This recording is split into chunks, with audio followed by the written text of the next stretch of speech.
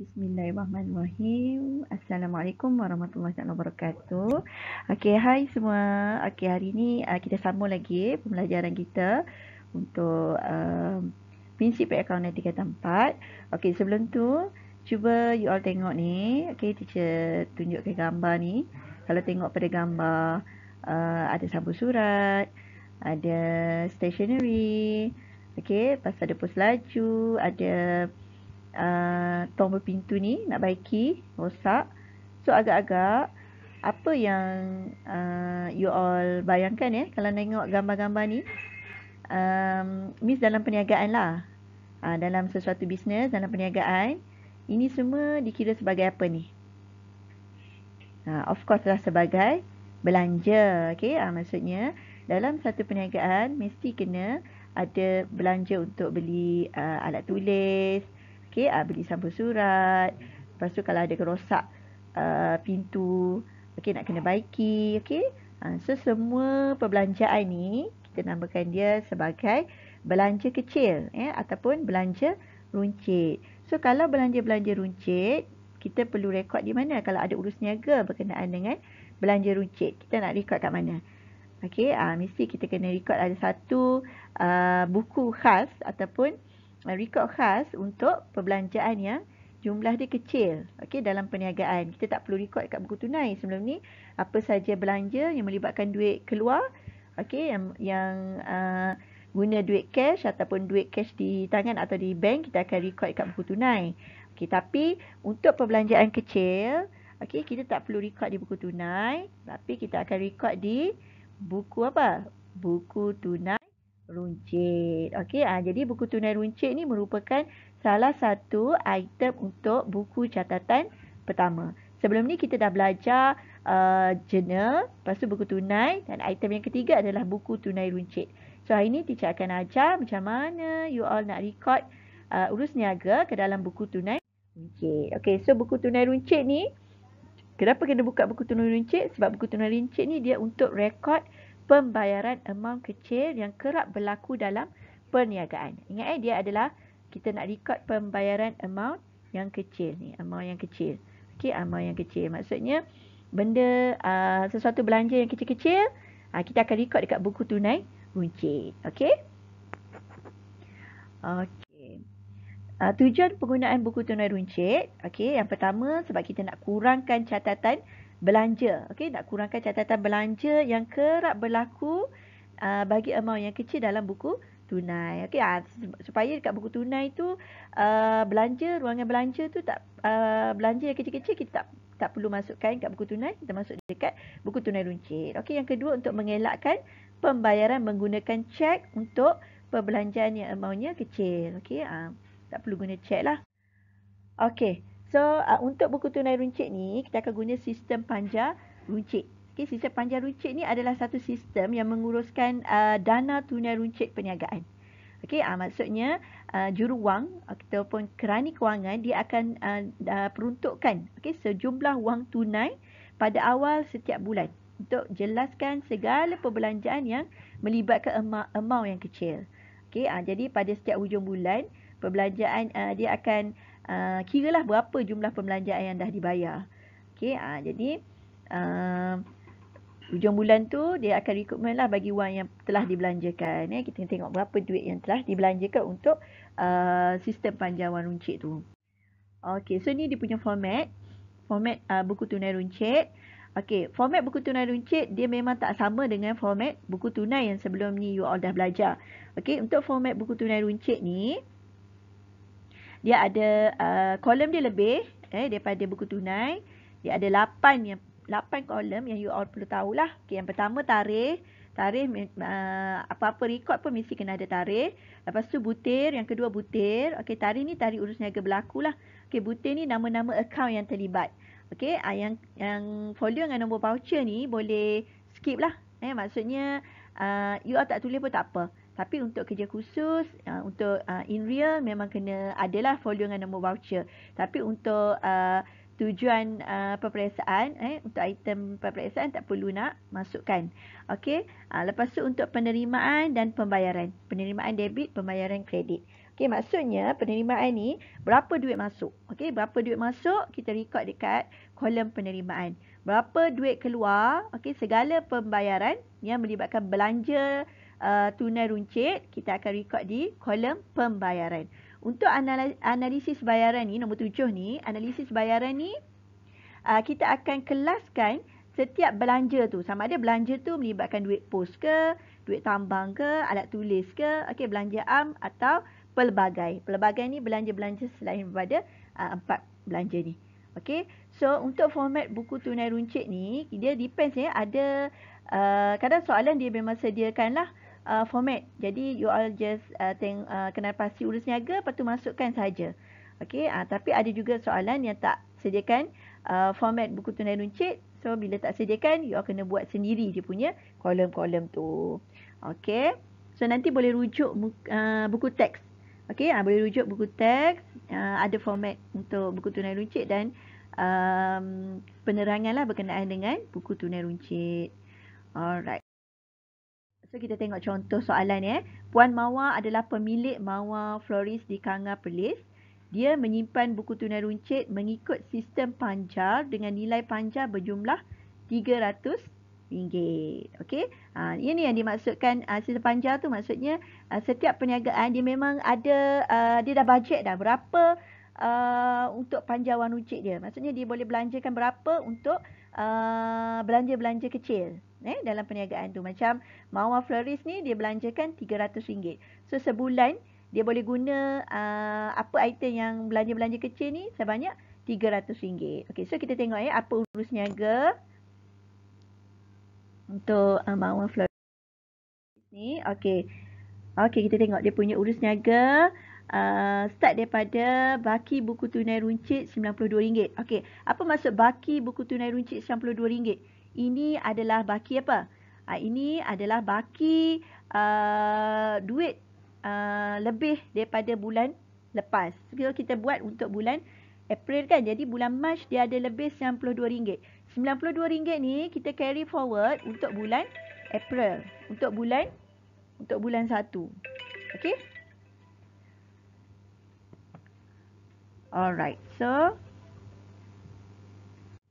okey, so kita tengok dia punya urus niaga. Okey, urus niaga, kita tengok satu-satu urus niaga. Yang ni rekrutmen dengan cek.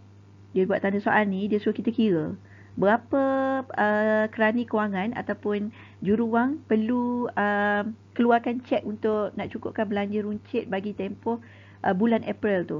Okey, tadi soalan beritahu, soalan cakap dia peruntukkan RM300 kan. So dia ada baki yang lepas RM92. Jadi tolaklah 300 tolak RM92. So dapatlah berapa yang perlu kerani kewangan keluarkan cek untuk top up perbelanjaan bagi tunai runcit. Okey. So bayaran untuk kereta A4 yang ni RM36. Bayaran untuk pewangi pejabat yang ni RM25. Ini semua item-item yang perlu dimasukkan dalam buku tunai runcit lah. Okey, tapi untuk bayaran kepada perniagaan Matahari 2685 ni kita tak masukkan. Ini buku tunai kan? Sebab ini bukannya belanja runcit ni. Okey, ini belanja biasa dalam perniagaan bukan belanja runcit. Okey, yang ni pun sama, 12 hari bulan ni tak masukkan. Okey, tapi 15 hari bulan ni perlu masuklah bayaran untuk surat khabar dan majalah. Okey, 17 pun sama. 18 dengan 21 hari bulan tu tak masuk. Okey, 22 hari bulan dan 25 hari bulan ni kita masukkan RM53 dan RM30. Lepas tu 29 hari bulan dan 30 hari bulan tu pun kita tak masukkan. Itu adalah belanja yang perlu dimasukkan ke dalam buku tunai. Belanja ataupun hasil lah, terima cek kan. Ni melebihi daripada buku tunai runcit lah. Okey. So macam mana kita nak sediakan, dia kata anda dikendaki menyediakan buku tunai runcit. Okey, macam mana nak sediakan buku tunai runcit? Okey. Okey, ni tak tengok. Okey. Okey, first kali kita nak sediakan buku tunai runcit macam biasalah. Kita akan masukkan, ini dia punya format kan. Kita akan masukkan dia punya baki dulu. Okey, April 1 masukkan baki BB. Okey, masukkan baki BB. berapa duit yang bulan Mac punya, duit lebih. Ada baki berapa ringgit? Ada baki RM92. Ini dia beri dalam soalan ya. So kita masukkanlah baki tu dekat, of course lah dekat penerimaan. So segala belanja dia kita akan rekod dekat pembayaran. Okey, lepas rekod kat pembayaran baru kita buat analisis.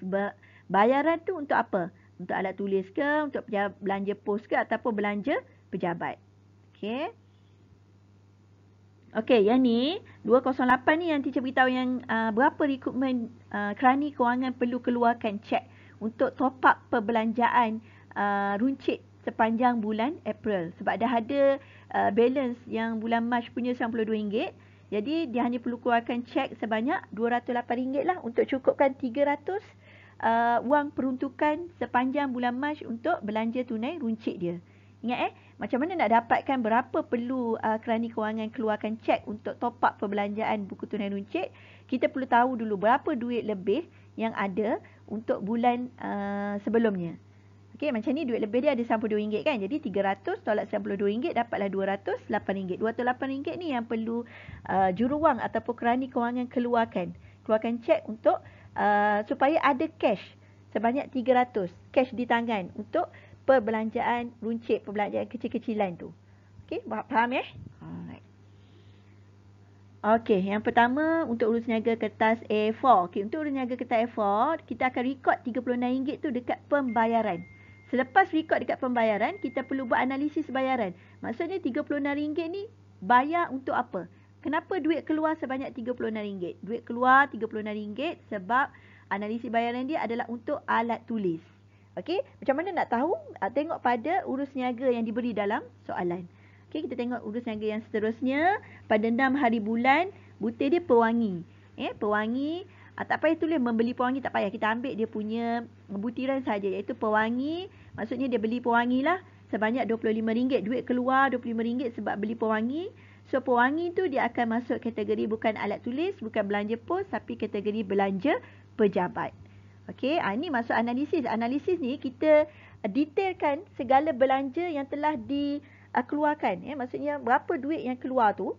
Okey, dekat pembayaran ni kita kena detailkan dekat analisis bayaran. Okey, dibayar sebab apa? Untuk apa? Tujuan apa duit tu keluar? Bayaran untuk apa belanja runcit tu? Okey, macam 8 hari bulan ni stamp dan pos. Jadi sebanyak RM20 duit keluar, pembayaran RM20. Jadi kita letak analisis dia dekat belanja pos. Okey, seterusnya surat khabar dan majalah. Surat khabar dan majalah ni kita akan letak dia dekat belanja pejabat. Okey, maksudnya kita rekod dulu pembayaran dia berapa. Lepas rekod pembayaran berapa, you all kena buat analisis. Okey, buat analisis tu kita perlu tentukan bayaran itu untuk apa. Sama ada alat tulis, belanja pos atau belanja pejabat. Okey, seterusnya kertas dan dakwat. So, kertas dan dakwat ni kita tulis dulu pembayaran sebanyak RM58.